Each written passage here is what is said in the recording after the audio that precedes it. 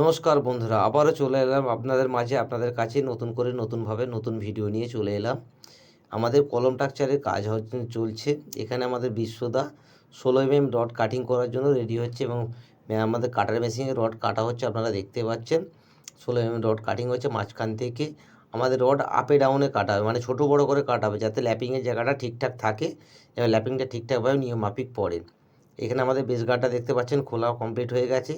এটা সামান্য কিছু বাকি আছে জায়গা কমের জন্যে। এখানে আমাদের লালটুদা একটু টেপার করে মাটি ঢুকিয়ে যাতে স্কোয়ারভাবে খাঁচাটা মিডিল করে বসানো যায়, যার জন্যে লালটুদা দিয়ে ছাঁটানো হচ্ছে।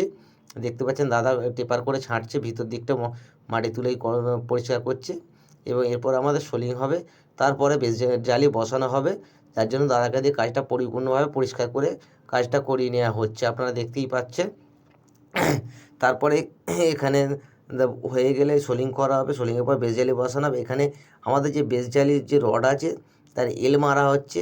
আমাদের 4x4 বেস, সেই 4x4 বেসের মাপে রড কাটা হয়ে গেছে, হয়ে গিয়ে বেসের যে জালি হবে তাতে এল মারা হচ্ছে। আমাদের এলটা মারা হচ্ছে 2 ইঞ্চি, অনেকে মিলিমিটারে বলে, আমরা মিলিমিটার হিসেবটা করি না, আমরা ইঞ্চিতে হিসাব করি।